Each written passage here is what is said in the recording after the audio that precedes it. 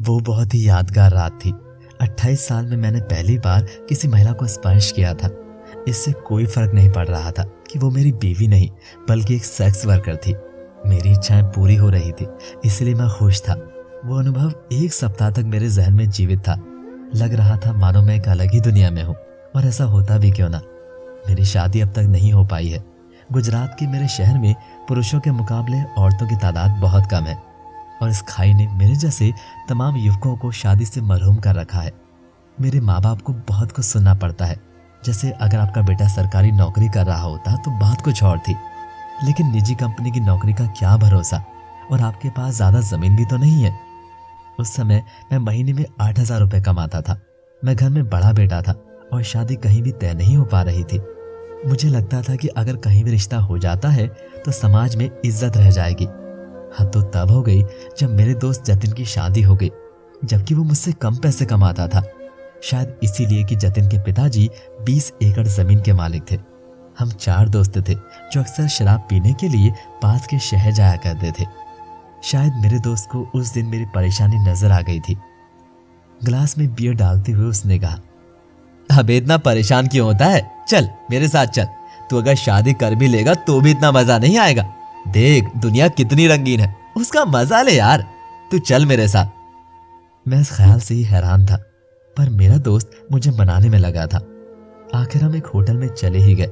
मैंने कई ब्लू फिल्में देखी थी, पर असल जिंदगी में किसी औरत के साथ मैं पहली बार था। फिर क्या था, होटलों में जाना मेरी आदत बन गई। 5 साल तक यह सिलसिला जारी रहा। खुद को सुकून देने के लिए एक आसान रास्ता था ये, लेकिन एक दिन मेरे राज की भनक मेरे पिताजी के कानों तक पहुंच गई। उनका गुस्सा 7वें आसमान पर पहुंच गया।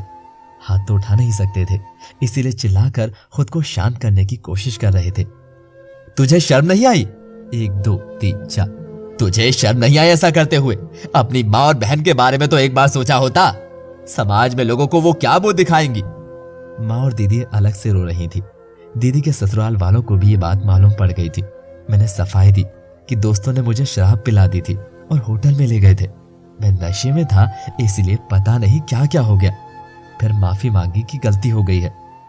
तो फिर इतने सालों तक एक ही गलती क्यों दोहराता रहा? पिताजी के इस प्रश्न का उत्तर मेरे पास नहीं था। दीदी और जीजाजी अलग से डांट रहे थे। बातें सुनकर ऐसा लग रहा था मानो मैंने कोई बहुत बड़ा जुर्म किया हो, जैसे किसी का खून। 3 दिन तक मेरे पिताजी ने मुझसे बात नहीं की और तीसरे दिन सीधे कहा, तेरे लिए एक विधवा का रिश्ता है। उसका 5 साल का बेटा है, लेकिन लड़की अच्छे घर से है। लड़की के पिताजी को तेरी हरकतों के बारे में पता है, लेकिन वो शादी के लिए राजी है। बेटा तेरी भी उम्र हो रही है, तू 31 साल का हो गया है। इस रिश्ते को हाँ कह दे। अब तो तू कमाता भी अच्छा है, गृहस्थी बसा, हम भी खुश रहेंगे। लेकिन मुझे तो कोई और ही पसंद आ चुकी थी। वो महिला उस होटल में काम करती थी जहां मैं सेक्स वर्करों के लिए जाता था। वो काम तो हाउस कीपिंग का करती थी, कम पैसे कमाती थी, लेकिन उसमें एक बात थी, वो मुस्कुराती थी तो भला की खूबसूरत लगती थी। लेकिन वो भी मेरी हरकतों से, करतूतों से नाराज थी। उसने मुझसे शादी करने से इनकार कर दिया। जब उसने किसी और से शादी कर ली तो मैं सदमे में चला गया। मुझे अधूरापन महसूस होने लगा था। यह अधूरापन था किसी के साथ का जो मेरी भावनाओं को समझे और जीवन भर मेरे साथ रहे। शादीशुदा जीवन की कमी अब खलने लगी थी। परिवार वालों को भी समाज में घुलने मिलने में काफी परेशानी हो रही थी, इसलिए मैंने घर छोड़ दिया। पर 2 हफ्ते बाद ही माँ बाप के बुलाने पर मैं वापस लौट आया। मेरी शादी को लेकर सवाल जस के तस थे और परिवार उनसे परेशान रह रहा था। समाज है ही ऐसा, उसे उन्हीं सवालों में ज्यादा मजा आता है जो सबसे ज्यादा दुख देते हैं। इस बार मैंने घर हमेशा के लिए छोड़ने का फैसला कर लिया। नया शहर, नए लोग, पर मेरी आदतें पुरानी रही। कभी पड़ोस में रहने वाली औरतें तो कभी पास के शहरों में जाकर दिल बहलाया करता था। कई बार तो मेरे बॉस भी साथ आते थे। उन्हें मुझ पर काफी भरोसा था।